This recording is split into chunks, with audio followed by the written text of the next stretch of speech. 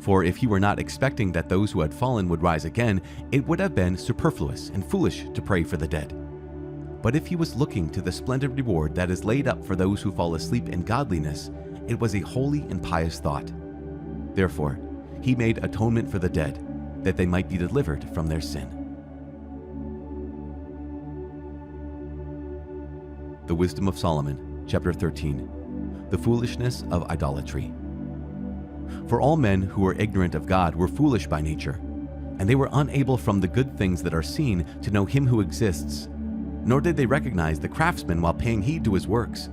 But they supposed that either fire or wind or swift air or the circle of the stars or turbulent waters or the luminaries of heaven were the gods that rule the world. If through delight in the beauty of these things men assumed them to be gods, let them know how much better than these is their Lord. For the author of beauty created them. And if men were amazed at their power in working, let them perceive from them how much more powerful is he who formed them. For from the greatness and beauty of created things comes a corresponding perception of their Creator. Yet these men are little to be blamed, for perhaps they go astray while seeking God and desiring to find him. For as they live among his works, they keep searching, and they trust in what they see, because the things that are seen are beautiful. Yet again, not even they are to be excused. For if they had the power to know so much that they could investigate the world, how did they fail to find sooner the Lord of these things? But miserable, with their hopes set on dead things, are the men who give the name gods to the works of men's hands. Gold and silver fashioned with skill, and likenesses of animals, or a useless stone, the work of an ancient hand. A skilled woodcutter may saw down a tree easy to handle and skillfully strip off all its bark, and then with pleasing workmanship make a useful vessel that serves life's needs, and burn the cast-off pieces of his work to prepare his food and eat his fill.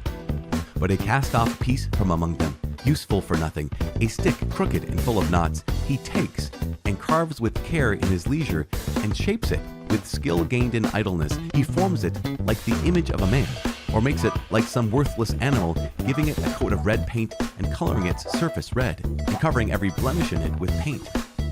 Then he makes for it a niche that befits it, and sets it in the wall, and fastens it there with iron.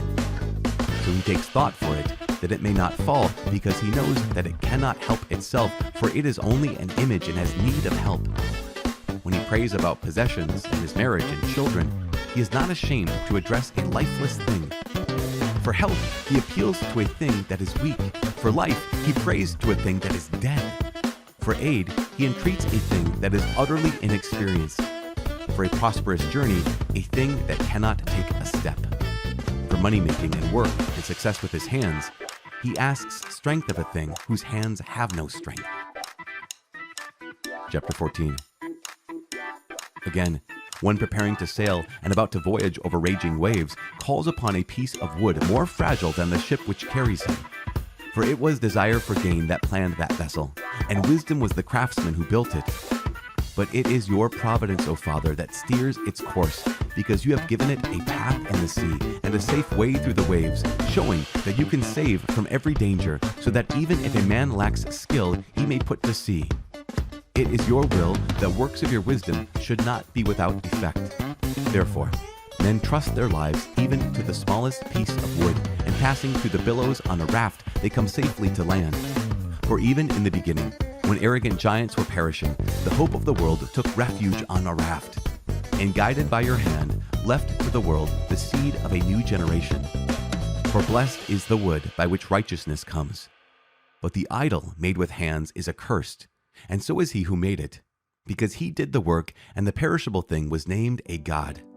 For equally hateful to God are the ungodly man and his ungodliness. For what was done will be punished, together with him who did it. Therefore there will be a visitation also upon the heathen idols, because though part of what God created, they became an abomination, and became traps for the souls of men, and a snare to the feet of the foolish. For the idea of making idols was the beginning of fornication, and the invention of them was the corruption of life. For neither have they existed from the beginning, nor will they exist forever. For through the vanity of men they entered the world, and therefore their speedy end has been planned. For a father, consumed with grief at an untimely bereavement, made an image of his child who had been suddenly taken from him, and he now honored as a god what was once a dead human being, and handed on to his dependents secret rites and initiations. Then the ungodly custom, grown strong with time, was kept as a law, and at the command of monarchs, graven images were worshipped. When men could not honor monarchs in their presence since they lived at a distance, they imagined their appearance far away and made a visible image of the king whom they honored, so that by their zeal they might flatter the absent one as though present. Then the ambition of the craftsman impelled even those who did not know the king to intensify their worship. For he, perhaps wishing to please his ruler, skillfully forced the likeness to take more beautiful form, and the multitude, attracted by the charm of his work, now regarded as an object of worship the one whom shortly before they had honored as a man. And this became a hidden trap for mankind, because men, in bondage to misfortune or to royal authority, bestowed on objects of stone or wood the name that ought not to be shared. Afterward, it was not enough for them to err about the knowledge of God, but they live in great strife due to ignorance, and they call such great evils peace. For whether they kill children in their initiations, or celebrate secret mysteries, or hold frenzied revels with strange customs, they no longer keep either their lives or their marriages pure, but they either treacherously kill one another or grieve one another by adultery. And all is a raging riot of blood and murder, theft and deceit, corruption, faithlessness, tumult, perjury, confusion over what is good, forgetfulness of favors, pollution of souls, sex perversion, disorder in marriage, adultery, and debauchery. For the worship of idols not to be named is the beginning and cause and end of every evil. For their worshippers either rave in exaltation or prophesy lies, or live unrighteously, or readily commit perjury. For because they trust in lifeless idols, they swear wicked oaths and expect to suffer no harm. But just penalties will overtake them on 2 counts, because they thought wickedly of God in devoting themselves to idols, and because in deceit they swore unrighteously through contempt for holiness. For it is not the power of the things by which men swear, but the just penalty for those who sin that always pursues the transgression of the unrighteous. The book of Proverbs, chapter 25, verses 11 through 14. A word fitly spoken is like apples of gold in a setting of silver. Like a gold ring or an ornament of gold is a wise reprover to a listening ear. Like the cold of snow in the time of harvest is a faithful messenger to those who send him. He refreshes the spirit of his masters. Like clouds and wind without rain is a man who boasts of a gift he does not give.